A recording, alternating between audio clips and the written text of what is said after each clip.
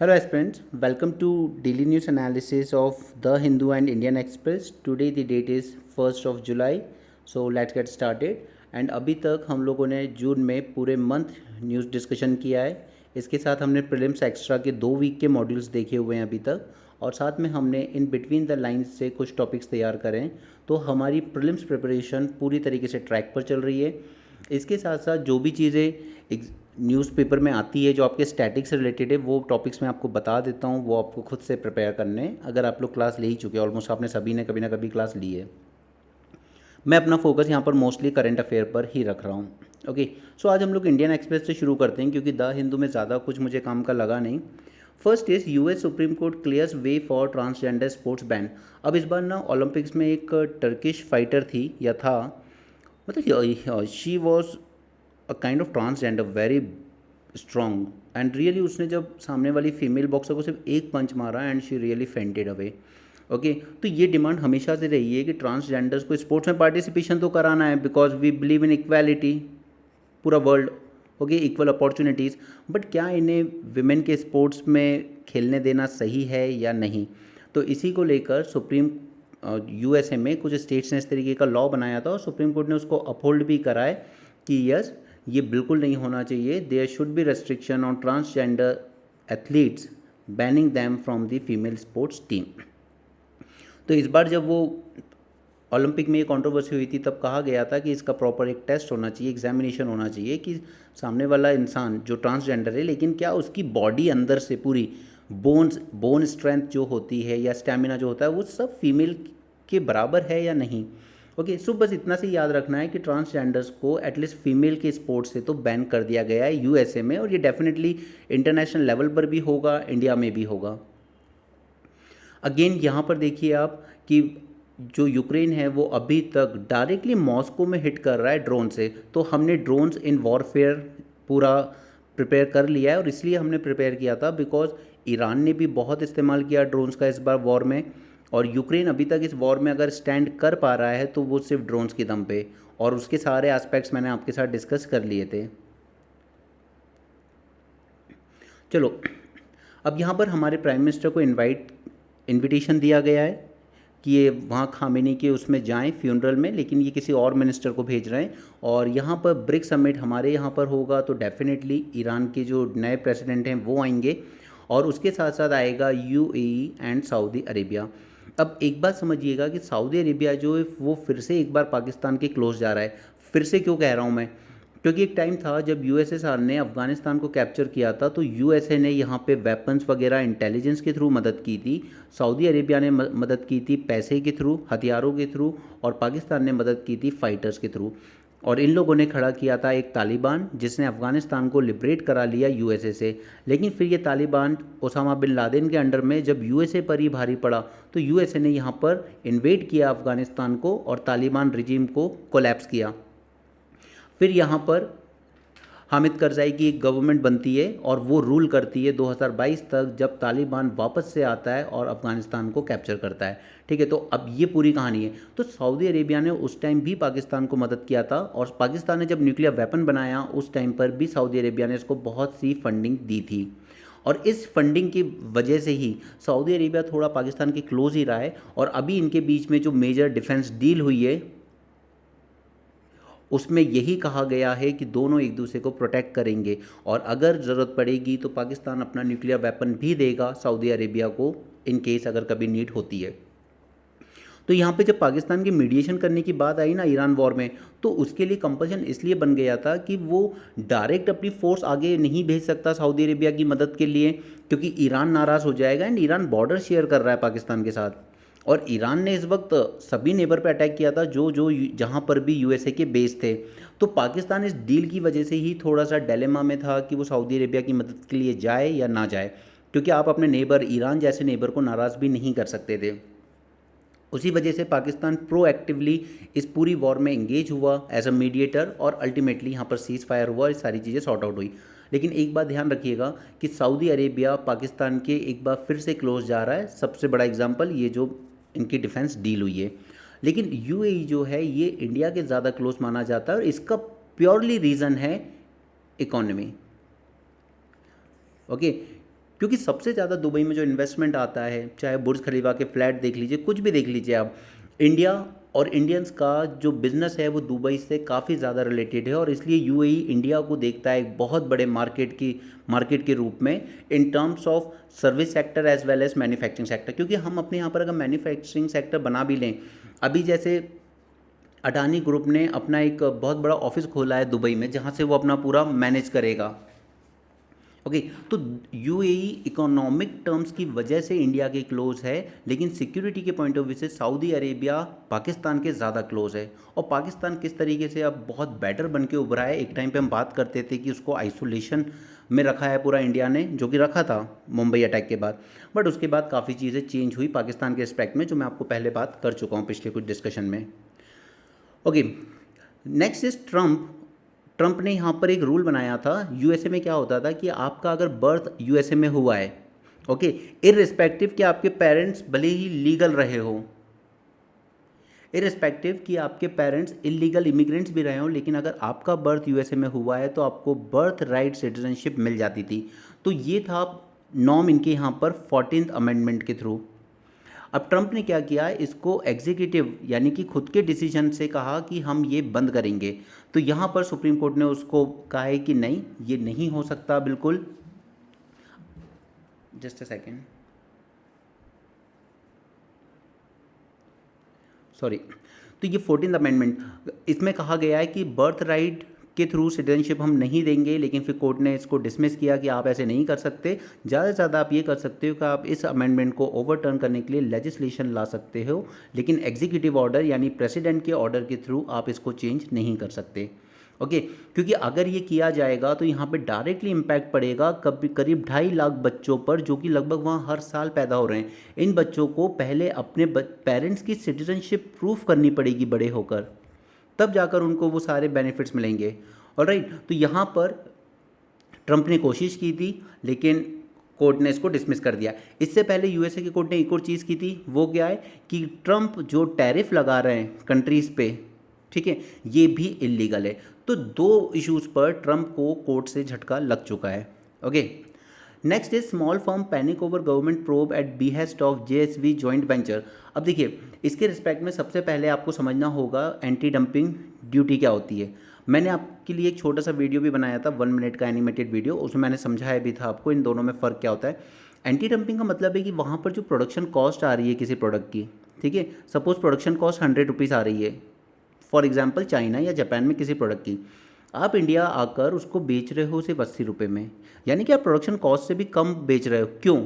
2 reason, कि India में जो डोमेस्टिक मैन्युफैक्चरर है यहाँ पर, उनको हार्म करना है क्योंकि अपना प्रोडक्ट सस्ता है तो अपना बिकेगा, और दूसरा कि यहाँ पर इंडिया का मार्केट कैप्चर करना है। ओके, तो अब इंडिया क्या करेगा, ऐसे में एंटी डंपिंग ड्यूटी लगाता है कि आप प्रोडक्शन कॉस्ट से भी सस्ता बेच रहे हो, और इस चक्कर में हमारी डोमेस्टिक मैन्युफैक्चरिंग, हम भी मान लेते हैं चलिए हम भी 100 रुपये में बना रहे थे, तो हमारा नहीं बिक रहा है, आपका बिक रहा है, जबकि आप लॉस में भी बेच रहे हो।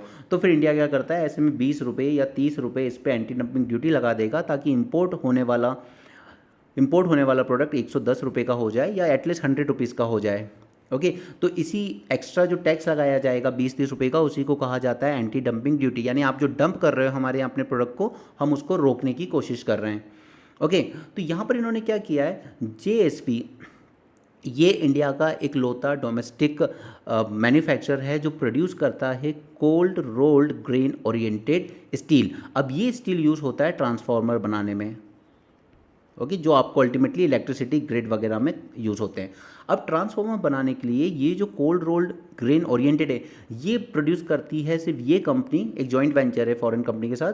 अब ये लोग जो प्रोड्यूस कर रहे हैं ना, वो है थोड़ा सा महंगा, और हमारे यहाँ जो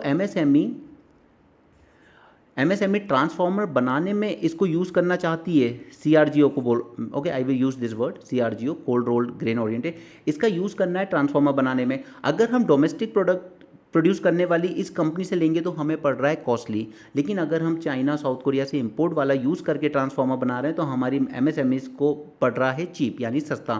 तो यहाँ पर इस कंपनी ने क्या किया है, सरकार से कहा है कि आप एंटी डंपिंग ड्यूटी लगाइए इस पर, हम तो कॉम्पिट ही नहीं कर पाएंगे। चाइना साउथ कोरिया से ये स्टील बहुत सस्ता आ रहा है और सारी एमएसएमई वही स्टील यूज़ करके ट्रांसफार्मर बना रही है, तो हमारे प्रोडक्शन का तो कोई मतलब ही नहीं बनता है। तो अब सरकार इस पर एंटी डंपिंग ड्यूटी लगाने जा रही है।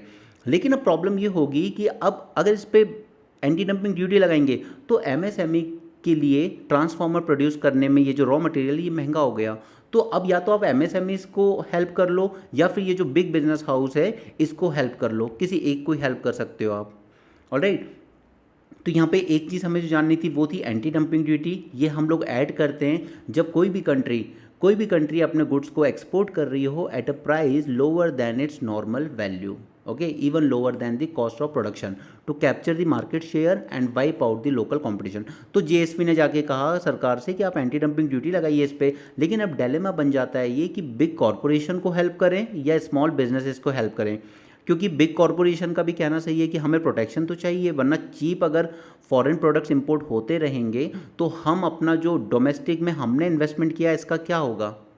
ओके, और दूसरा स्मॉल बिजनेसमैन का भी पॉइंट सही है कि अगर यहाँ पर आप चीप इंपोर्ट ब्लॉक कर दोगे तो फिर हमारी जो ट्रांसफार्मर हम बना रहे हैं उसकी ओवरऑल कॉस्ट बढ़ जाएगी और फिर अल्टीमेटली उसकी वजह से ओवरऑल जो इलेक्ट्रिसिटी कॉस्ट है फाइनल कंज्यूमर पर वो इंक्रीज हो जाएगी। तो किसको हेल्प करें, बिग कॉरपोरेशंस को करें या स्मॉल बिजनेसेस को करें? अगर स्मॉल बिजनेस की सुनेंगे तो फिर हमें इस पर एंटी डंपिंग ड्यूटी लगानी पड़ेगी, राइट। और अगर इनकी नहीं सुनेंगे तो फिर ये स्मॉल एमएसएमई के बिजनेस को लॉस होगा, फिर अल्टीमेटली उसका फाइनल प्राइस कौन पे करेगा, कंज्यूमर करेगा। ओके, सो इसीलिए यहाँ पर ये एक डायलेमा की सिचुएशन बन जाती है। अब इसका सॉल्यूशन कुछ नहीं निकल सकता है, इसका सॉल्यूशन बस इतना ही होता है कि सरकार अपनी तरफ से कुछ करे कि यहाँ पर जो बिग कॉरपोरेशन जो प्रोड्यूस कर रहा है, ओके, जो हम सीआरजीओ प्रोड्यूस कर रहे हैं उसकी भी प्राइस हम उसी लेवल पे ले आएँ जितना कि इम्पोर्टेड कार्गो की है। ओके, अब उसके लिए चाहे आप अलग अलग फॉर्म में सब्सिडी दे लीजिए उनको, ठीक है, या फिर किसी तरीके के टैक्स हॉलीडेज दे दीजिए। लेकिन अगर आप यहाँ पर बराबर नहीं लाएंगे प्राइसेस को, प्रोडक्शन कॉस्ट को बराबर नहीं लाएंगे, तो ये डायलेमा हमेशा बना रहेगा। एंटी डंपिंग ड्यूटी लगा देना कोई सॉल्यूशन नहीं है, क्योंकि अल्टीमेटली हर बिजनेस वही कोशिश करेगा कि जहाँ से मुझे रॉ मटेरियल सबसे चीप मिलेगा मैं उसी को यूज़ करूँगा, चाहे मुझे ये raw material domestic companies provide कर ले या ये रॉ मटेरियल्स कोई एक्सपोर्ट करने वाली कंपनी प्रोवाइड कर दे। ओके, मुझे तो रॉ मटेरियल बना यूज़ करके अपना ट्रांसफार्मर बनाना है, दैट्स इट।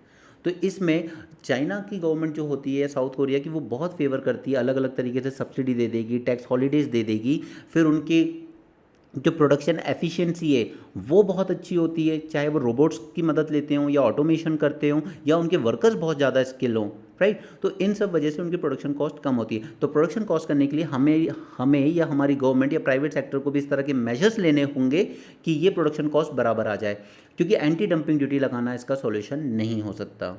क्लियर? सो यहाँ पर मैंने आपको ये इशू बता दिया। नेक्स्ट है, इन 2025 747 foreign nationals held in India and drug case mostly from Nepal. अब इसके बारे में मैं आपको ड्रग्स पे अलग से लेक्चर तो करूँगा ही, लेकिन उसके अलावा मैं आपसे थोड़ी सी कुछ बातें यहाँ पे करना चाहूँगा। पहले तो ये एनसीबी से रिलेटेड कुछ चीज़ें हैं, लेकिन कल भी हमने एक आर्टिकल में डिस्कस की थी आखिर हम लोग क्या देख रहे हैं, इसमें इतना ड्रग पेनिट्रेशन क्यों बढ़ रहा है। अब देखिए, यहाँ पे हमारी जो एनसीबी है, सबसे पहले एनसीबी आती है मिनिस्ट्री ऑफ होम अफेयर्स के अंडर में, ओके। ये गलती मत करना, ये सिली मिस्टेक हो जाएगी वहाँ पर। तो पहला तो एनसीबी कोशिश करती है कि हम लोग जो भी लोग यहाँ पर इस तरीके से इस चीज़ में इंडल्ज हैं उनको अरेस्ट करें, राइट। तो यहाँ पे सरकार ने काफ़ी लोगों को अरेस्ट किया है, इसमें काफ़ी सारे फॉरेन नेशनल्स भी रहे हैं। अब अगर आप गोवा वगैरह जाओगे तो आप देखोगे वहाँ पे काफ़ी सारे अफ्रीकन्स हैं, and more than 90% Africans drugs में ही डील करते हैं, ओके। उसके अलावा किसी फील्ड में अगर ये ग्रो हो रहा है तो उसको भी इरेडिकेट करने की पावर दी जाती है यहाँ पे, ठीक है। अगर किसी भी लैंड में इलीगल कल्टीवेशन हो रहा है, पॉपी कल्टीवेशन, तो उसको भी डिस्ट्रॉय कर सकता है एनसीबी। और ये जो रिपोर्ट आई है एनसीबी की तरफ से वो कह रही है कि इस तरीके का एरिया ऑलमोस्ट डबल हो चुका है, ओके। फिर हमारे इंडिया की जो लोकेशन है वो हमने देखा ही था उस दिन, golden crescent and all. Another thing is कि इस वक्त सबसे ज़्यादा जो ड्रग्स न्यूज़ में आ रही है वो है ये मिथाफेटामाइन। इसका सबसे ज़्यादा कंजम्पशन देखा जा रहा है और सबसे ज़्यादा कैप्चर भी यही की जा रही है, specially from Afghanistan and Myanmar side पर ये चीज़ें ज़्यादा आ रही हैं। ओके, एनसीबी के बारे में ये सब चीज़ें आप खुद से पढ़ लोगे। इस एक्ट के बारे में मैं आपको बाद में पढ़ाऊँगा, पहले के पुराने डिस्कशन में मैं आपको करवा चुका हूँ। लेकिन यहाँ पे ना कुछ चीज़ें याद रखना कि ये जो आपका एनसीबी एनसीबी आपके जो भी काम करता है वो मेनली 3 एक्ट के अंडर में करता है। One is drug and cosmetics act 1940, next is this psychotropic substances act 1985, और तीसरा illicit trafficking narcotic drugs and psychotropic substance, ठीक है, इसके प्रिवेंशन का एक्ट है 1988। तो इन 3 एक्ट से एनसीबी अपनी पावर ड्राइव करता है। और सबसे इम्पॉर्टेंट एग्जाम्पशन, यहाँ पर इसको आरटीआई के दायरे से एक्सक्लूड किया गया है अंडर सेक्शन 24, ताकि इसकी ऑपरेशनल कॉन्फिडेंशियलिटी बनी रहे। ओके, उसके बाद यहाँ पर जो क्रिमिनल्स को पकड़ा जाता है उनका एक रिकॉर्ड मेंटेन किया जाता है अंडर दी निदान डेटाबेस। क्लियर। अब यहाँ पे इसके बहुत सारे फंक्शंस हैं बोल बच्चन टाइप के, लेकिन मैंने आपको मोस्टली वही फंक्शंस लिखे हैं यहाँ पर जो एमसीक्यू में यूज़ किए जा सकते हैं। First is it can identify and destroy illicit unauthorised cultivation of opium poppy and cannabis across the states. Okay, this is important function. And another one is कि यहाँ पर अब एक प्रॉब्लम क्या आ रही है कि बहुत ही सिंथेटिक टाइप की भी ड्रग्स आ गए हैं कि सिंथेटिकली वो उस चीज़ को बना रहे हैं, तो उसके लिए अलग अलग तरह के केमिकल्स यूज़ होते हैं। तो यहाँ पर जो प्रीकर्सर केमिकल यूज़ किए जाते हैं इनमें अंडर दिस एक्ट, तो वो भी एनसीबी मॉनिटर करता है the industrial production, domestic sale and export of dual use precursor chemicals like acetic anhydride to ensure they are not diverted to manufacture illicit synthetic drugs. Okay, तो it's not about just natural drugs and all, बल्कि ये जो आपके illicit drugs हैं, जो synthetic drugs अब आ रहे हैं मार्केट में, उन पर भी ध्यान देता है। ओके, सबसे ज़्यादा न्यूज़ में यही ड्रग्स रहा है आपका, और इसका हब है Mexico, Myanmar, Afghanistan, Czechoslovakia and Netherland. Clear. सबसे ज़्यादा जो फॉरेन नेशनल अरेस्ट किए गए हैं उसमें सबसे ज़्यादा है नेपाल से। तो हमारी इश्यूज़ क्या बनते हैं, मैं आपको एक बार और ओके, इसमें ना थोड़ी सी हम बात करते हैं इसके बारे में, बाकी हम अलग से सेशन करेंगे इस पर, बट अभी फ़िलहाल हम इसके बारे में थोड़ी सी बातें करेंगे।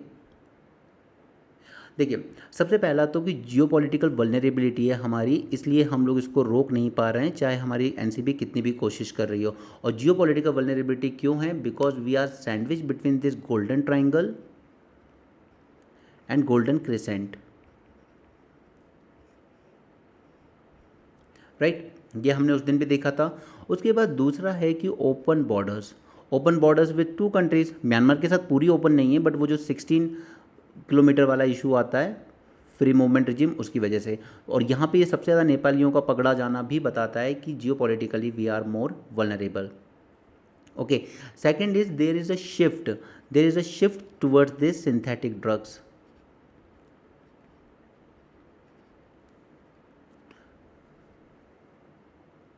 ओके, तो यहाँ पे ये लोग क्या करते हैं, amphetamine type stimulants. Okay, amphetamine type stimulants को यूज़ करते हैं, जैसे वही जो अभी हमने ऊपर देखा मिथैम्फेटामाइन, ये डोमिनेट करता है सिंथेटिक ड्रग्स को। ओके, क्योंकि यहाँ इनकी मदद से सिंथेटिक ड्रग्स मैन्युफैक्चर करना काफ़ी चीप हो गया है। ओके, और फिर इसको आप इजीली कंसील भी कर सकते हो, क्योंकि आप कोई खेत में तो उगा नहीं रहे हो कि आपको देख लेगा और वो डिस्ट्रॉय कर देगा आके, और इसमें प्रॉफिट मार्जिन भी बहुत ज़्यादा होता है, right, rather than the plant based narcotics. तो सिंथेटिक ड्रग्स, ये याद रखने की ज़रूरत नहीं है आपको कि इसके थ्रू बन रहा है sir and all those, no, synthetic drugs इनको बनाना ज़्यादा ईजी है, चीप है, कंसील किया जा सकता है ईजिली, एंड इनमें प्रॉफिट मार्जिन भी बहुत ज़्यादा होता है।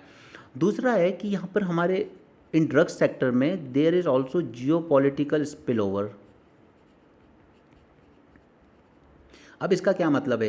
देखिए, जैसे तालिबान ने बैन किया अपने यहाँ पर ड्रग कल्टीवेशन, अफ़गानिस्तान में करीब 93% ड्रॉप हो गया, ठीक है, तो क्या हुआ कि म्यांमार में इंक्रीज़ हो गया, वहाँ पे और ज़्यादा कल्टीवेशन होने लगा कि इंडिया में तो डिमांड ड्रग्स की एज इट इज़ है, तालिबान अफ़गानिस्तान की तरफ से नहीं आ रहा है, चलिए हम लोग करते हैं इसको। तो यहाँ पर क्या होता है कि एक जगह पे अगर आप क्लैम्प डाउन करते हो, कोई भी पॉलिटिकल रिजीम हो, वो एक जगह अगर इस पर कंट्रोल करती है तो उससे वो प्रॉब्लम एलिमिनेट नहीं होती है, प्रोडक्शन एलिमिनेट नहीं हुआ है, वो सिर्फ जियोग्राफिकली शिफ्ट हो जाता है। इस कंट्री में अगर नहीं हो रहा है तो दूसरी कंट्री में करो, क्यों? क्योंकि जो खरीदार बैठे हैं इंडिया में वो तो डिमांड कर ही रहे हैं ना, तो वो चलता रहता है। ओके, इसके बाद हम लोग का स्टेट एनफोर्समेंट रिस्पॉन्स, वही एनसीबी का ऊपर जो मैंने आपको सारे 4-5 तरीके बताए थे वो सारी चीज़ें आप इसमें लिख सकते हो। State enforcement response. ओके, तो इसमें क्या करने की कोशिश कर रही है हमारी एनसीबी की सप्लाई को रिडक्शन करने की कोशिश कर रही है। वो सीज़र करेंगे, वो सब करेंगे। उसके बाद हम लोग डिमांड रिडक्शन करने की कोशिश कर रहे हैं। डिमांड रिडक्शन कैसे हो रहा है? ऑल दोज नशा मुक्त भारत अभियान, ठीक है, हम अवेयरनेस बढ़ा रहे हैं इसके थ्रू। सप्लाई रिडक्शन में हम लोग कैप्चर कर रहे हैं, हम लोग सीज़र कर रहे हैं, लेकिन उससे भी कुछ हो नहीं रहा है। ओके, उसके बाद हम लोग इसका मेडिकल रिहैबिलिटेशन करते हैं लोगों का। और lastly there is also financial crackdown. Financial crackdown एक इंपॉर्टेंट पॉइंट इसलिए बता रहा हूँ मैं आपको क्योंकि यहाँ पर सरकार ने क्या किया था, जो prevention of money laundering act है उसके अंडर में ये पावर दे दी थी एनसीबी को कि आप फ्रीज कर सकते हो वो सारे फाइनेंशियल एसेट जिनके लिए मनी ड्राइव किया गया हो फ्रॉम द ड्रग्स। ओके, तो यहाँ पर आपके सारे फाइनेंशियल एसेट सीज कर लिए जाते हैं। तो ये 3-4 कुछ एक रीजंस हैं जिनकी वजह से यहाँ पर ड्रग्स का इशू बढ़ता जा रहा है। ओके, अब ये मैंने आपको सिर्फ अभी इतना ही बताया, मैं आपको पूरा टॉपिक तैयार नहीं करा रहा हूँ, वो मैं आपको कराऊंगा इधर ब्रेनस्टॉर्मिंग में या मेंस 450 में, क्लियर। लेकिन ये उसके पहले मुझे ये सब करवा के आपको प्रिपेयर करना होता है उस टॉपिक के लिए, ताकि आपको ये ना लगे कि आप वन साइडेड बस कंटेंट कंज्यूम कर रहे हो बट सीख कुछ नहीं रहे हो, क्लियर। तो यहाँ पे एनसीबी से रिलेटेड कुछ 2-4 पॉइंट जो आपको एमसीक्यू में ट्रिक किए जा सकते हैं, और लास्टली ये पॉइंट्स जो हम मेंस में भी यूज़ करेंगे और हम इसको बहुत जल्द इसका सेशन करेंगे। ईवी के बारे में मैंने कल आपसे बात की थी और मैंने आपको कुछ एकदम बेसिक पॉइंट बताए थे कि आप वो पॉइंट यूज़ कीजिए जो आपको नेचुरली याद रह जाएं।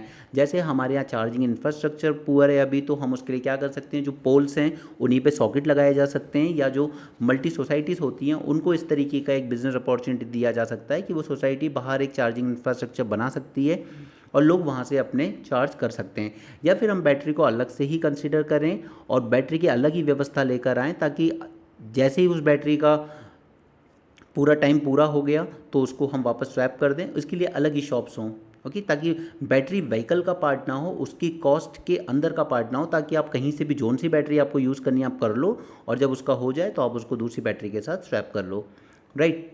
तो ये सारे पॉइंट्स हमने कल देखे थे। सरकार यहाँ पर बहुत सारी चीज़ें लेकर आई है कि हम अब स्ट्रिक्टली इसकी तरफ बढ़ेंगे। इन्होंने कहा है कि अब से जो भी 2 व्हीलर होंगे, ठीक है, फ्रॉम 1 अप्रैल 2028 जितने भी 2 व्हीलर होंगे वो बस इलेक्ट्रिक ही होने चाहिए। तो हम ले तो लेंगे, लेकिन मान लो इमेजिन करो कि पूरी दिल्ली ने इलेक्ट्रिक व्हीकल ले लिए 2 व्हीलर, बट अगर चार्जिंग का इशू बना रहा, ठीक है, या कल को फिर किसी जियोपॉलिटिकल इशू की वजह से हमारे पास लिथियम बैटरीज आना बंद हो गई, तब क्या करोगे? ओके, अभी उसके अलावा आप वो बेसिक चीज़ें दे सकते हो कि पार्किंग में आप सब्सिडाइज कर दो या पार्किंग को फ्री कर दो इलेक्ट्रिक व्हीकल्स के लिए। ओके, तो ये सारी बातें हमने कल के डिस्कशन में कर ली थी और अभी उसमें हम नहीं जा रहे हैं और वैसे जाने की ज़रूरत भी नहीं है, ठीक है। ये आर्टिकल भी उसी पर बेस्ड है। अभी तक ईवी सेल बढ़ाने के लिए सरकार क्या कर रही थी, सब्सिडीज़ दे रही थी व्हीकल पे, टैक्स कंसेशन दिए जा रहे थे आपको कि रोड टैक्स नहीं लगाएंगे आपके व्हीकल पे, अवेयरनेस कैंपेन चलाए जा रहे थे। लेकिन अब दिल्ली सरकार जो लेके आई है वो एक क्लियर डेडलाइन लेकर आई है, और ये सिर्फ अकेला एक ऑप्शन रह गया है रेसिडेंट्स के पास कि अगर आपको न्यू 2 व्हीलर परचेज करना है फ्रॉम अप्रैल 2028 तो वो इलेक्ट्रिक व्हीकल ही होगा, ओके। और यही चीज़ 3 व्हीलर्स पर भी लागू होगी अगले साल से, यानी 27 से ही। अभी अगर करेंटली हम देखें तो दिल्ली की करीब आपकी 2 व्हीलर्स जो हैं वो दिल्ली के टोटल व्हीकल फ्लीट का 2/3 पार्ट है, यानी कि दिल्ली की सड़कों पे जितने व्हीकल चल रहे हैं उसमें 66% 2 व्हीलर्स हैं। इसलिए सरकार 2 व्हीलर्स पे अब ज़्यादा ध्यान देना चाह रही है और अलग अलग इंसेंटिव देती रहेगी 4 व्हीलर्स को। बट मैंने आपसे कहा कि जब तक सरकार, जैसे उसकी जो बॉडीज़ होती हैं जैसे पुलिस वगैरह, जब तक वो एग्जाम्पल से लीड नहीं करेंगे पब्लिक में उतना ज़्यादा ट्रस्ट बिल्ड नहीं होगा, और इंफ्रास्ट्रक्चर तो फिर अपनी जगह एक इशू है ही। Okay, so there will be many challenges like adequate charging infrastructure, limitation of India's battery supply chain and dependence on imported lithium cell and critical minerals। ये सारी बातें हम कर चुके हैं। Geopolitical uncertainties हो सकती हैं, there could be fluctuating commodity prices and concentration of mineral processing capacities in few countries like China। तो supply disruption हमेशा से एक threat रहेगा। Okay, so ये 3 उसमें challenges हो गए, charging infrastructure, supply chain critical minerals and all, और फिर जियोपॉलिटिकल इश्यूज इनकी वजह से डिसरप्शन हो सकता है। तो तीनों चैलेंजेस भी आपको साथ साथ याद हो गए। Okay, next is Indo Pacific. तो यहाँ से यूएसए ने हटा दिया है अपने उसमें से इंडो वर्ड, बट वो सिंबॉलिक है, उससे कुछ होना जाना नहीं है। और इन्होंने कहा है भी, हमने डिस्कस भी किया था कि हम ट्रायलैटरल मैकेनिज्म को फिर से रिवाइव करें, इंडिया, जापान, ऑस्ट्रेलिया। ओके, क्योंकि हमारा तो अल्टीमेटली जो गोल है वो क्या है, अब सिर्फ यहाँ पे गोल सिर्फ चाइना को कंटेन करना नहीं रह गया। ये तो सब कंट्रीज मान चुकी हैं कि चाइना को कंटेन नहीं किया जा सकता और करना भी नहीं है अब, क्योंकि वो पूरे सिस्टम पे मोनोपोली बना के चल रहा है in terms of raw materials, specially rare earth element and critical minerals.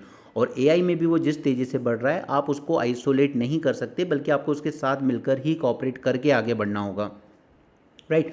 तो अब हम लोग क्या कर रहे हैं, हम इस पर न्यू एम्फेसिस दे रहे हैं on resilient supply chain, critical minerals, economic security, maritime cooperation and stronger partnership across the reason.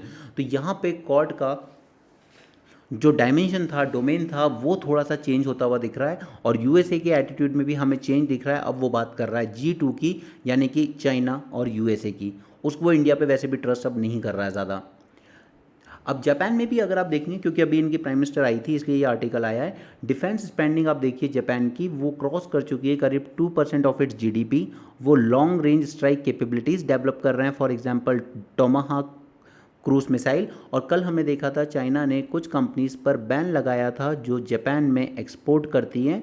उसने कहा था कि आप एक अंडर राइटिंग दीजिए कि ये जो ड्वेल यूज़ टेक्नोलॉजी वाले आइटम्स हैं, ये ड्वेल यूज़ टेक्नोलॉजी वाले आइटम्स को आप मिलिट्री पर्पस के लिए यूज़ नहीं करोगे, राइट। तो ये दिखाता है कि जापान अपनी जो पैसिफिस्ट पॉलिसी थी उसकी, कि मैं कभी आर्मी नहीं रखूँगा, वेपन्स नहीं रखूँगा, वो उस पैसिफिस्ट पॉलिसी से अब दूर हो रहा है। और ये चाइना के लिए एक वरी बनता है, क्योंकि चाइनीज़ को बहुत मारा है, जापानीज़ ने बहुत मारा है सेकेंड वर्ल्ड वॉर में। ओके, तो जापान जब भी थोड़ा सा डिफेंस में कुछ करता है, चाइना में हलचल तेज़ हो जाती है। जापान अपनी डिफेंस स्पेंडिंग बढ़ा रहा है करीब 2%। वो long range strike capabilities develop कर रहा है, Tomahawk missiles. Okay, and Japan is reorganising it's maritime forces, expanding it's space capabilities, strengthening defence industrial cooperation with its partners, and building new security network in Australia, south Korea, Philippines and India. Okay, तो बात simple सी है, weather with USA और without USA, लेकिन Indo Pacific हमेशा उतना ही important रहेगा। सभी countries priority sectors को आइडेंटिफाई कर रही हैं, from semiconductor to critical minerals to clean energy, जहां पर भी आपस में कॉपरेशन किया जा सकता है। ओके, क्योंकि बीजिंग डिसमिस कर देता है इस बात को कि ये जो इंडो पैसिफिक आप लोग कर रहे हो, ये तो सिर्फ एक आर्टिफिशियल कंस्ट्रक्ट है, बट ऐसा नहीं है, ये एक रियलिटी है। ओके, अभी जापान के रिलेशन पे हम आगे और बात करेंगे, एक और आर्टिकल आएगा उसमें। एनजीओस के रिस्पेक्ट में मैं आपको एफसीआरए पे एक नया पूरा सेशन दूंगा, उसमें मैं सारे अमेंडमेंट आपको करवा दूंगा, और इससे रिलेटेड मेंस के हिसाब से हमें जो चीज़ें जाननी होंगी हम वो भी जान लेंगे। ओके, ग्रेट निकोबार पे हम ऑलरेडी सेशन कर चुके हैं मेंस 450 में, आप उसको वहाँ से देख सकते हैं, नोट्स बना सकते हैं। इतना तो है कि आप क्वेश्चन लिख लोगे। अब देखिए, इस आर्टिकल को लिखा है अमिताभ कांत ने, ये सरकार के ही क्लोज रहे हैं, तो यहाँ पर आपको काफ़ी बातें ऐसी लगेंगी कि इन्होंने बड़ा चढ़ा के बोली है, बट जैसा आर्टिकल ने बोला है वैसा मैं आपको एक बार रिवाइज करवा देता हूँ। फर्स्ट, इनका कहना है कि हमारे पास ऑलरेडी एआई में कुछ यूनिक एडवांटेजेस हैं। अब फर्स्ट ये कह रहे हैं कि हमारे पास टैलेंट भी है और स्किल भी हमारे यहाँ एआई के रिस्पेक्ट में पेनिट्रेट कर चुकी है। India rank first globally in AI skill penetration, around 2.8 times than the global average, surpassing USA and Germany. अब ये किस बेसिस पर बोल रहे हैं ये इन्होंने मेंशन नहीं किया है। Okay, India has shifted from merely exporting the software engineers to absorbing talent domestically. अब डोमेस्टिकली हम कौन सा टैलेंट एब्जॉर्ब कर रहे हैं, कहाँ कर रहे हैं, कोई इलेबरेट नहीं किया है उन्होंने, बस वो स्टार्टअप्स वगैरह इनकी बातें कर रहे हैं। और हाँ, एक और टर्म ये जो आया है, अभी इसी की बात की थी मैंने आपको थोड़ी देर पहले, global capability centre. Global capability centre is unlike partnership, मतलब यहाँ पे इसके थ्रू आप अपने ही पूरे बिजनेस का सारी सर्विसेज वगैरह देखते हो, और ऐसा ही एक global capability centre Adani group Dubai में ओपन करने जा रहा है। ओके, इसीलिए यूएई इंडिया के रिलेशंस मजबूत हो रहे हैं इकोनॉमिक बेसिस पर, लेकिन सऊदी अरेबिया से उतने मजबूत नहीं हो रहे हैं। ओके, तो इनका मानना है कि इंडिया के पास एआई में टैलेंट भी है और स्किल पेनिट्रेशन भी हमारा वर्ल्ड से ज़्यादा बेटर है। हम लोग सिर्फ अब सॉफ्टवेयर इंजीनियर्स एक्सपोर्ट नहीं कर रहे हैं, बल्कि हम अपना टैलेंट खुद एब्जॉर्ब कर रहे हैं domestically within our global capability centre, startups and domestic tech corporation. तो ये उनका पहला पॉइंट है। दूसरा, रेगुलेटरी अप्रोच, तो इस पे हमने भी बात की थी कि रेगुलेशन इतना टाइट भी मत रखो कि कोई डेवलपमेंट ही ना हो पाए, लेकिन इतना लैक्स भी मत रखो कि उसका मिसयूज़ होने लगे। ऑलराइट, तो यहाँ पर हमने कुछ नए जो एआई को यूज़ करना शुरू किया था, तो आरबीआई ने एक रेगुलेटरी सैंडबॉक्स बनाया था। उसके बाद यहाँ पर इंडिया एआई मिशन गाइडलाइंस लेकर आए हम। ये सब ऑपरेट कर रही है under the philosophy of build first govern what emerge. पहले आप बना लो क्या बनता है, उसके बाद जो बनेगा उसको हम गवर्न कर लेंगे। ओके, ताकि आप रेगुलेटरी स्टिफल ना कर दो इनोवेशन को। जब आप ज़्यादा रेगुलेशन ओवर रेगुलेशन कर लेते हो तो आप क्या करते हो, इनोवेशन को किल कर देते हो, स्टिफल कर देते हो। तो हमें वो भी नहीं करना है, हम लोग इसमें फॉलो कर रहे हैं philosophy build first and govern what emerge. So हम हमारे रेगुलेशन स्टिफल ना कर दें इसको, क्योंकि जो कुछ ज्यूरिसडिक्शन है जैसे ईयू, ये अपना एआई एक्ट लेके आए। कल मैंने आपको बताया इन्होंने 4 कैटेगरी में डाला है रिस्क को। तो ये लोग बहुत ज़्यादा रिजिड चल रहे हैं, हैवी रेगुलेशन कर रहे हैं। India has strategically chosen pro innovation light regulatory touch. Alright, तो ये सेकंड रीज़न है जो ये कह रहे हैं कि इंडिया कर सकता है कुछ। Third is digital and physical infrastructure scale. तो यहाँ पे बहुत ज़्यादा कैपिटल डिप्लॉयमेंट करने की ज़रूरत है, बिल्कुल हम कर रहे हैं। ठीक है, सेमीकंडक्टर का जो पहला मिशन है उसमें हमने 78,000 करोड़ रुपीज़ इन्वेस्ट करे। अब जो दूसरा आया उसमें 1.2 लाख करोड़ इन्वेस्ट करने जा रहे हैं हम इंडियन सेमीकंडक्टर मिशन में।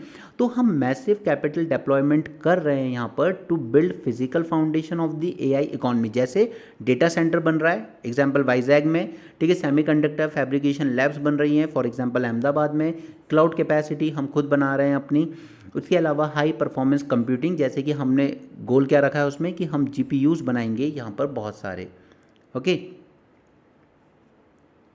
तो in data center alone $70 billion of investment is active with an additional $90 billion in announced projects pushing the total committed private sector investment to $160 billion। अब वो डेटा सेंटर में वो जो अदर इश्यूज हैं electricity, water, green house emission, वो अपनी जगह है, बट यहाँ पर हम लोग फिजिकल फाउंडेशन लेट डाउन कर रहे हैं। ये इनका थर्ड पॉइंट है। Fourth is clean energy interlinkage. तो अब ये उसी पे आ गए कि डेटा सेंटर काफ़ी पावर कंज्यूम करेगा, ठीक है, इलेक्ट्रिसिटी कंज्यूम करेगा, लेकिन ये भी तो सच है कि इंडिया ने अपने यहाँ पर इस साल कितनी रिन्यूएबल एनर्जी ऐड की है, 55 gigawatt, right, raising its non-fossil installed capacity to 283 gigawatt by March 2026. Now, data center can leverage this by acting as an anchor demand for grid modernization, renewable energy storage. तो अब जरा याद करना वो अपने small modular reactor, right. जब आपकी electricity इतनी रिक्वायरमेंट इतनी ज़्यादा है तो आप फिर उसमें आ जाइए ना कि आप स्मॉल मॉड्यूलर रिएक्टर्स की तरफ ज़्यादा जाइए, ताकि ये वहीं पे जहाँ पे बहुत ज़्यादा कंजम्पशन है, आपने डेटा सेंटर बना रखे हैं इस पूरे रीजन में, तो वहीं पे बना लीजिए इसको, राइट। ओके, तो ये कहते हैं कि ये 4 एडवांटेज हैं हमारे पास कि हम एआई में पीछे नहीं रहेंगे, हम इसको कैचअप कर लेंगे। बट अब इसमें हमने क्या कहा था आपसे कि हमें यहाँ पर कुछ इंडिजिनस टाइप के मॉडल्स तैयार करने हैं जो हमारी खुद की रीजनल लैंग्वेज, हमारे सिविलाइजेशन, हमारे कल्चर में सूट हो सकें। That is inclusivity and language diversity. क्योंकि अभी तक सारे एआई सिस्टम जो है वो किस डेटा पर ट्रेन हो रहे हैं, वेस्टर्न डेटा पर, राइट। किस लैंग्वेज में ट्रेन हो रहे हैं, इंग्लिश लैंग्वेज में। An AI system that functions solely in English caters exclusively to urban metros and target formally documented consumers and not an Indian AI system। तो ये एक अपॉर्चुनिटी है हमारे पास कि हम लोग ऐसे मॉडल्स बिल्ड करें that can run fluently on regional languages also. Okay, then this technology must be customised to solve the problems of primary health centre, local farmers, financial analyst alike, essentially designing the bottom of the pyramid rather than the top. जो top पे बैठे हुए लोग हैं उनके लिए design ना किए जाए एआई, यहाँ पे बॉटम के लोगों के लिए डिज़ाइन किए जाएँ। आप ये मान लीजिए कि आप एक गवर्नमेंट हॉस्पिटल जाते हैं, वहाँ पे एक मशीन लगी हुई है प्रॉपर, ठीक है, आप उसके अंदर खड़े हो जाइए, आपकी बॉडी का टेम्परेचर वो मेजर कर लेगा, ठीक है, आपके गले में टॉन्सिल्स वगैरह है या नहीं वो मेजर कर लेगा। ओके, उसके बाद आप उसमें फीड कर सकते हो अपना डेटा कि मुझे हेडेक है, जैसे डॉक्टर को आप बताते हो, ओके, या आपको सर्दी जुकाम हुआ है तो आप उसमें वो डेटा फीड कर सकते हो, और ये मशीन ही आपको चेक करके पूरा डेटा आपका प्रोसेस करके आपको रेकमेंड कर देगी कि आपको कौन सी मेडिसिन लेनी है, क्या लेना है। ओके, अब इमेजिन कीजिए कि हम ऐसे गवर्नमेंट हॉस्पिटल बना लें जहाँ पर हम ये एआई के थ्रू पूरा डेटा एग्जामिन हो रहा है, उसे देख लिया आपकी बॉडी में क्या क्या दिक्कत है, और वो जिस एल्गोरिदम पे पहले से ट्रेन हुआ है कि अगर किसी को ये प्रॉब्लम हो तो ये दवाई रेकमेंड करनी है, और यहाँ पे आप अपना ट्रीटमेंट करवा के निकल आते हो। ओके, तो हॉस्पिटल्स में जो हमारा पुअर डॉक्टर और पेशेंट का रेशियो है एज़ पर WHO, हम उसको भी हैंडल कर सकते हैं, राइट। तो हमें एआई को किसके लिए यूज़ करना है? To target this primary health centre, ताकि पिरामिड में जो लोग नीचे नीचे की जो पॉपुलेशन है इसको कैटर कर सके, ना कि ऐसा हो कि टेक्नोलॉजी बस अपर लेवल के लोगों के काम आ रही हो। ओके, और जिस दिन हम इस तरह के हॉस्पिटल्स बना लेंगे, हमारी आधे से ज़्यादा प्रॉब्लम वैसे ही सॉल्व हो जाएगी, ना डॉक्टर की फ़ीस देनी पड़ेगी आपको इतनी ज़्यादा, ना कुछ और। ओके, तो हमने यहाँ पर इतनी सारी चीज़ें सक्सेसफुली करके दिखाई है। आधार, यूपीआई, अकाउंट एग्रीगेटर्स, ओएनडीसी, ठीक है, वो अमेजोन वगैरह को चैलेंज करने के लिए। तो यहाँ पर भी तो हमने प्राइवेट इनोवेशन को अलाउ किया ना, टू फ्लरिश। तो यही हम इसके लिए कर सकते हैं कि India must apply this exact DPI philosophy to artificial intelligence through shared sovereign compute, जो कि हम बना ही रहे हैं। Okay, high quality public data set, multilingual open models and public infrastructure so startups and researchers can compete fairly without prohibitive capital cost, right।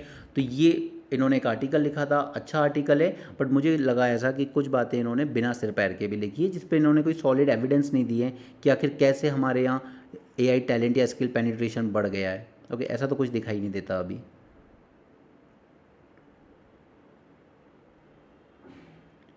And hostility 100 prominent citizens from India Pakistan write to Modi Sharif. अब देखिए, ये बस यही हो सकता है कि citizen ही जब समझेंगे कि दोनों देशों के रिश्ते क्यों ज़रूरी है, तभी कुछ हो सकता है। अदरवाइज़ पॉलिटिकल पार्टीज़ और स्पेशली पाकिस्तान की आर्मी, वो एक दूसरे का डर दिखाकर ही करप्शन करते रहते हैं और उनकी ज़िंदगी चलती रहती है। पाकिस्तान में सबसे ज़्यादा रिच अगर कोई है तो आर्मी वाले।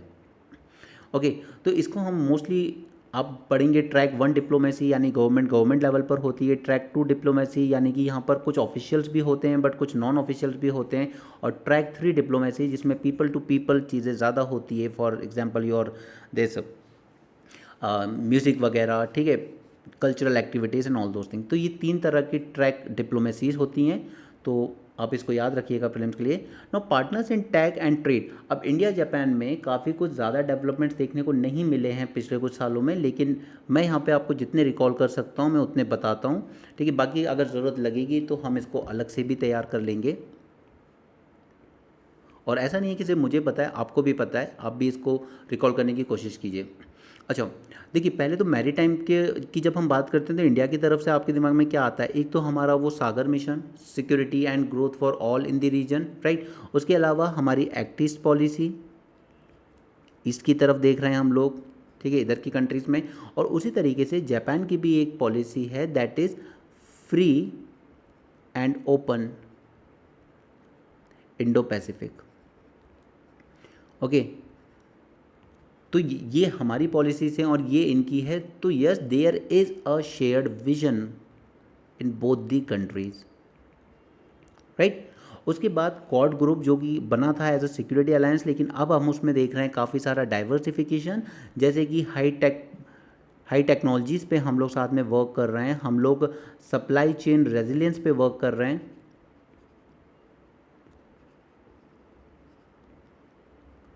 राइट। हम लोग इंफ्रास्ट्रक्चर फाइनेंसिंग पे वर्क कर रहे हैं, specially in African countries. Okay, तो इस सब में यहाँ पे हमें थोड़ा सा चेंज देखने को मिलता है। उसके अलावा आप बाकी सब बोल बच्चन अपने आप से लिख सकते हो, maritime security and so on. देखिए, आंसर ऐसे ही बनाए जाते हैं, ऐसा नहीं होता है कि हमेशा आपको सब कुछ पता ही होगा। अब इस हाई टेक में आप वो सब ले आइए कि हम लोग आपस में कोशिश कर रहे हैं रेयर अर्थ एलिमेंट्स, इनकी जो प्रोसेसिंग टेक्नोलॉजी है उस पर साथ में काम करें हम। ओके, इसके बाद हमने नॉर्थ ईस्ट में लेकर आए, जापान ने हमारे यहाँ इन्वेस्ट भी किया कुछ प्रोजेक्ट्स में, क्योंकि हम मानते थे कि नॉर्थ ईस्ट में इसको लाने का एक जवाब चाइना को भी देना था कि अगर आप अगर सी पैक में पाकिस्तान के साथ कोऑपरेट कर सकते हो तो आप जिस कंट्री से घबराते आए हो, दैट इज़ जापान।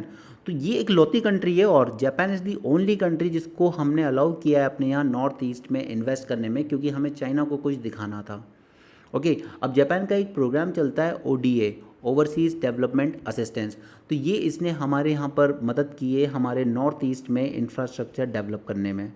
और ये चीज़ पे चाइना ने प्रोटेस्ट भी किया था कि ये ठीक नहीं है कि अरुणाचल प्रदेश जो कि एक डिस्प्यूटेड टेरिटरी है वहाँ पर जापानीज़ लोगों का इंटरफेरेंस हम लोगों को देखने को मिले।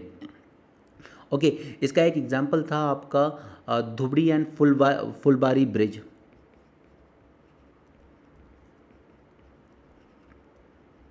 ये जो ब्रिज बना था ये जापान के असिस्टेंस से ही बना था on the river Brahmaputra.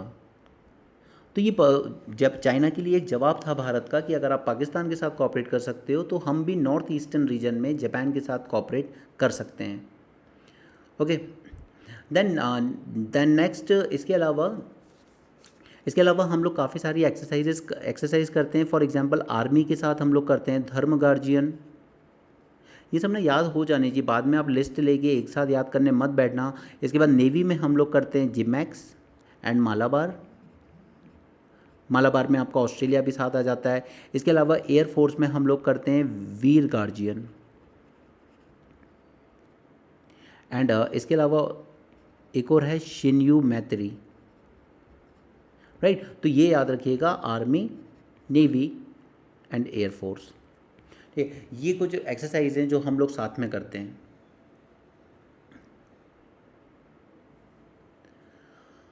Alright, then इसके अलावा हम लोगों ने ट्रेड में कुछ टारगेट्स रखे हुए हैं, लेकिन अभी हमारा ट्रेड उस लेवल पे नहीं पहुंच पाया है जहां तक हम लोग चाहते थे।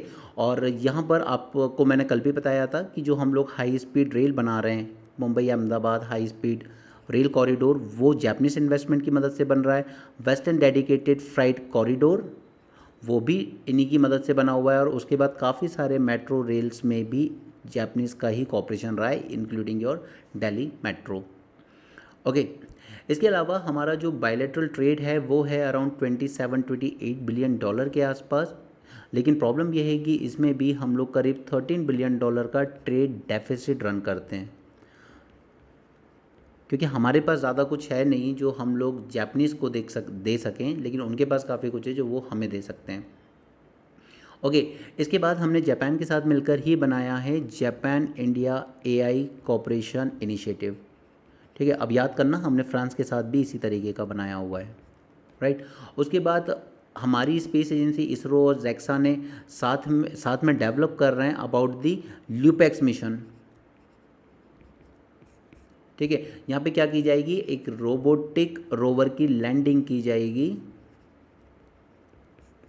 On moon south pole. तो ल्यूपेक्स में हम लोग साथ में कॉपरेट कर रहे हैं। ओके, इसके अलावा हमने एक मेमोरेंडम ऑफ कॉपरेशन साइन किया था कि हम लोग यहाँ पर क्रिटिकल मिनरल और सेमीकंडक्टर में कॉपरेट करेंगे साथ में। सिर्फ थोड़े से डाइवर्जेंस भी हैं, जैसे अगेन वही फ्रांस वाला प्रॉब्लम आ जाएगा कि इंडिया इसको परसेप्ट करता है चाइना को एज अ कॉन्टिनेंटल थ्रेट, पर वो उसको मानता है मैरीटाइम चैलेंज चाइना को। तो वो चाहता है इंडियन नेवी यहाँ पे ज़्यादा एक्टिव हो, और हम लोग ज़्यादा एक्टिव वहाँ इसलिए नहीं होते हैं कि फिर चाइना हमें अपनी लैंड बॉर्डर पर परेशान करता है। ओके, इसके अलावा एक और चीज़ याद कीजिए, अभी इंडिया के मैंगो किसने बैन किए थे, जापान ने। यानी कि यहाँ पर भी हमें नॉन टैरिफ बैरियर जैसी चीज़ें देखने को मिलती हैं। ओके, तो ये कुछ चीज़ें हैं जो जापान के रिस्पेक्ट में आपको याद रखनी है। बाकी अगर हमें लगेगा ठीक तो हम इस पर अलग से सेशन करेंगे मेंस का, लेकिन मैं ज़्यादा देखता नहीं कि इसमें कोई अलग से सेपरेट क्वेश्चन आने की पॉसिबिलिटी है इंडिया जापान के रिस्पेक्ट में। ओके, ये इनकी प्राइम मिनिस्टर हैं जो अभी आई थी फॉर दी एनुअल समिट, और ये मैकेनिज़्म शुरू किया गया था 2006 से। सारे डोमेन पे बात हुई है, strategic, economic, technological, security domain. ये इंडिया का लार्जेस्ट इन्वेस्टर है, स्पेशली इंफ्रास्ट्रक्चर प्रोजेक्ट्स में, जो मैंने आपको बताया।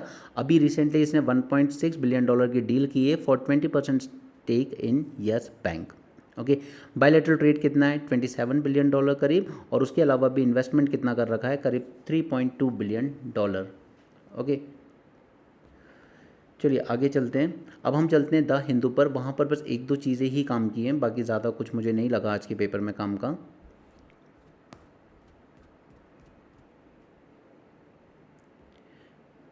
ना रेनफॉल के रिस्पेक्ट में मैं आपको ऑलरेडी बता चुका हूँ, आईएमडी मैंने आपको प्रिपेयर करवा दिया है शॉर्ट नोट। इसके अलावा ये बिलो नॉर्मल, नॉर्मल, ये सब चीज़ें कब होती हैं वो भी मैंने आपके साथ डिस्कस कर लिया था पुराने सेशन में। और उसके अलावा कि यहाँ पर हमें क्या मेजर्स लेने की ज़रूरत है, स्पेशली हमने जो 111 डिस्ट्रिक्ट्स आइडेंटिफाई किए हैं इस बार, जिनमें सबसे ज़्यादा प्रॉब्लम्स आएंगी। गल्फ रेमिटेंसेज रोज इन अप्रैल डिस्पाइट वेस्ट एशिया क्राइसिस। देखिए जब भी कहीं पे क्राइसिस आते हैं ना तो लोग अपना पैसा अपने घर भेजना शुरू कर देते हैं ताकि कभी इमरजेंसी में भागना पड़े। तो ये मत सोचिए कि यहाँ पे एकदम से रेमिटेंस कैसे बढ़ गए, ऐसे क्राइसिस में रेमिटेंस बढ़ ही जाते हैं क्योंकि वो लोग वहाँ अब अपने पास पैसा और वेल्थ कम रख रहे हैं और यहाँ पे ज़्यादा भेज रहे हैं। ओके, तो यहाँ पर अगेन अब वही आपका वही सारी चीज़ें हैं एसआईआर वगैरह को लेके, लेकिन मुझे सिर्फ इसमें आपको दो चीज़ें डिस्कस करनी है। एक है आर्टिकल 324 और दूसरा है सेक्शन 21(3) ऑफ आरपीए एक्ट। ये मैंने पहले भी आपके साथ डिस्कस किया है। आर्टिकल 324 कॉन्स्टिट्यूशन का क्या बोलता है, दैट इलेक्शन कमीशन के पावर होगी और जिम्मेदारी होगी for superintendence direction and control और preparation of electoral rolls and conduct of all elections to parliament and state legislature. इसके अलावा प्रेसिडेंट और वाइस प्रेसिडेंट के इलेक्शन भी यही कराता है। लेकिन जो आपका पंचायती राज इंस्टीट्यूशंस के इलेक्शंस हैं including your urban local bodies, वो सब कराती है आपकी स्टेट इलेक्शन कमीशन। ओके, तो ये जो आर्टिकल है ये आप इलेक्शन कमीशन को सारी पावर देता है। Now where existing law are silent, election commission can draw directly from this article to ensure free and fair election. अब हमने आरपीए के दो एक्ट बनाए 1950 एंड 1951। अब अगर कोई ऐसा मैटर आ जाता है जिस पे इन एक्ट में कुछ लिखा नहीं है तो इलेक्शन कमीशन अपना डिसीजन ले सकता है, क्योंकि ये आर्टिकल उसको पूरी पावर देता है कि जो चीज़ इन एक्ट में स्पेसिफाई ना हो तो भी आप कर सकते हो अगर ज़रूरत है वो काम करने की, to ensure free and fair elections.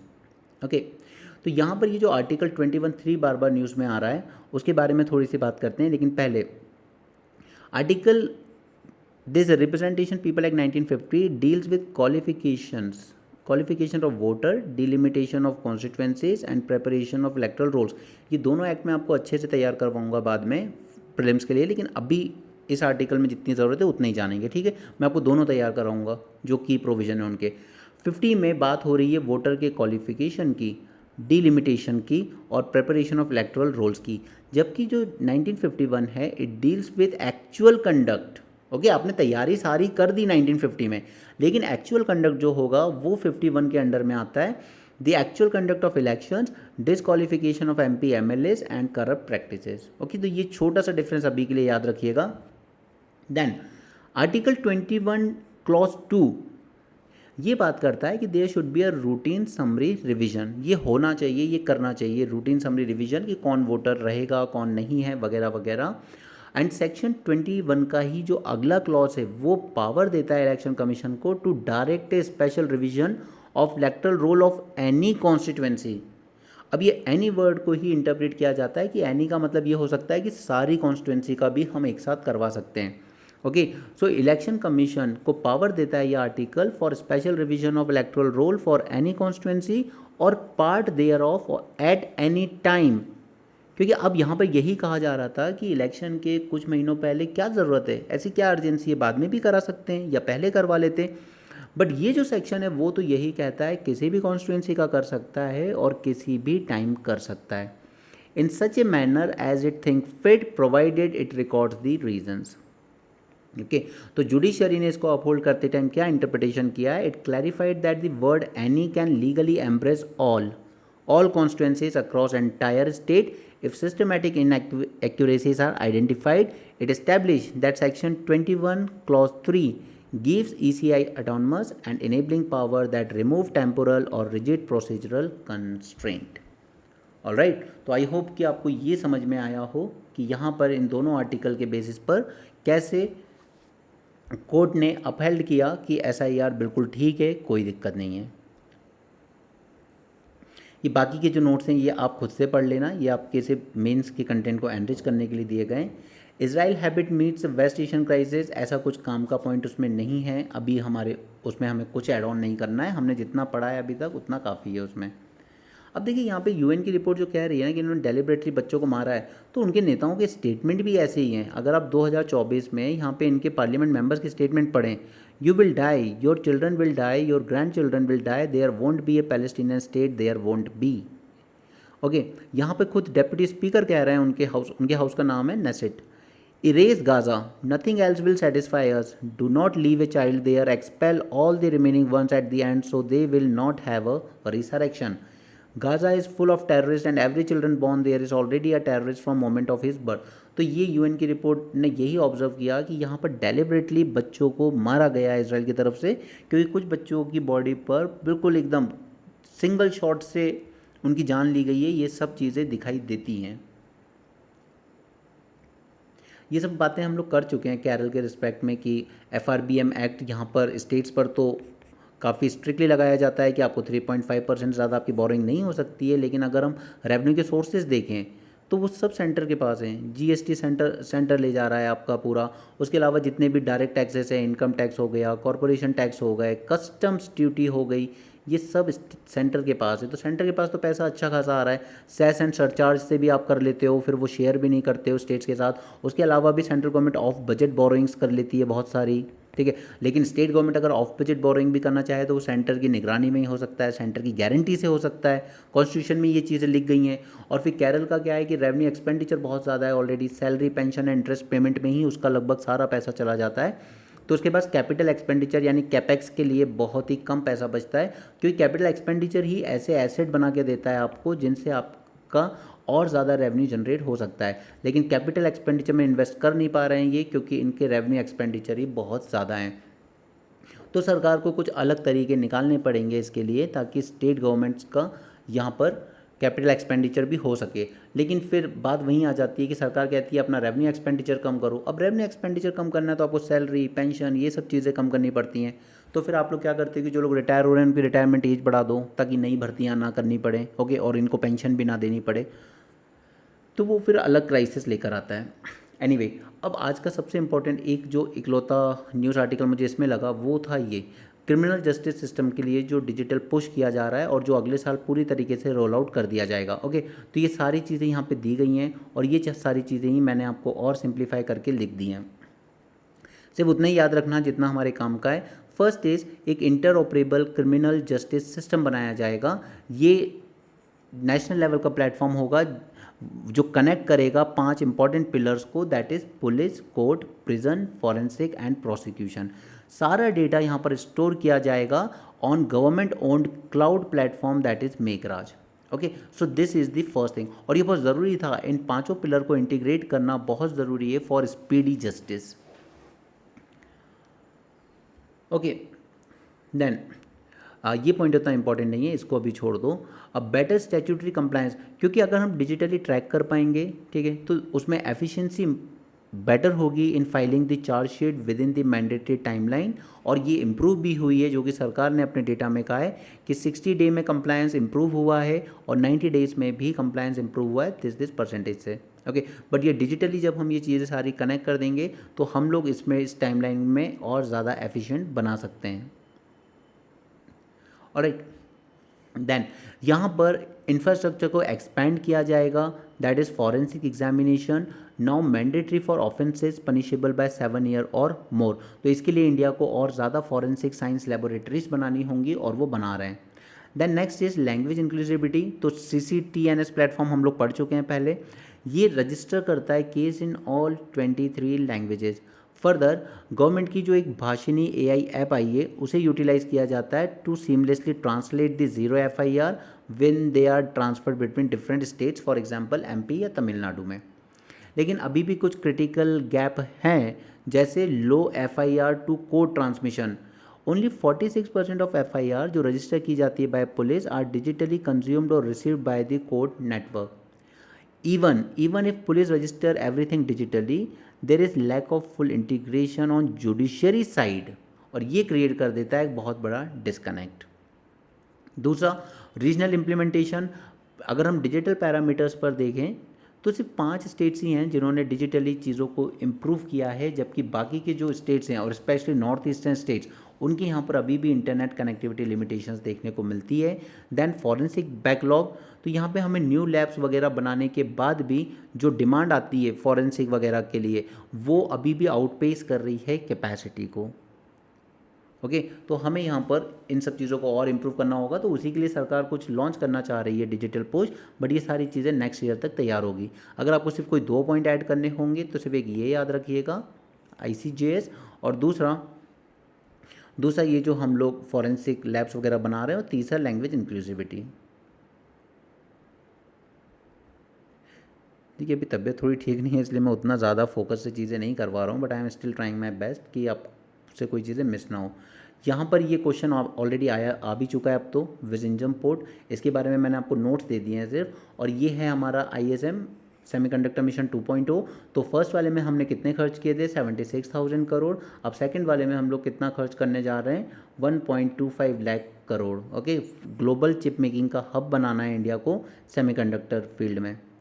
India's deep commitment to chip manufacturing with focus on semiconductor equipment, materials, indigenous intellectual property and silent resilient supply chain। Okay, तो ये सारे हमारे गोल हैं इंडिया सेमीकंडक्टर मिशन में। अब देखिए टॉपिक्स ना बार बार आते हैं, लेकिन मैं ये सारे आपको पहले करवा चुका हूँ। मैंने आपको इंडिया सेमीकंडक्टर मिशन करवा दिया था, तो उसी के रिस्पेक्ट में लेक्चर वहीं यूट्यूब पे है, आप उसको देख सकते हैं। ऑलराइट, उसके अलावा मैंने आपके साथ किया था ये जो स्मॉल मॉड्यूलर रिएक्टर जो अब हम लोग अब पढ़ रहे हैं, ये मैं आपको पहले ही करवा चुका हूँ यूट्यूब पे। तो ये लेक्चर्स आप लोग खुद से देख लें अगर अभी से, तो बेटर होगा। बाद में इनको और अपडेटेड जब मुझे कराना होगा मेंस के लिए, तो वो मैं आपको करवा दूंगा नेक्स्ट ईयर। ओके, ये सब वही नोट्स हैं आपके जो विजिंजम पोर्ट के लिए है, तो वो आप खुद से पढ़ लेना और जो इंपॉर्टेंट पॉइंट लगे वो हाईलाइट कर लेना। Okay, that's it for this session and sorry because of my ill health. That's it for this session. Thanks for joining. Have a great day and keep learning.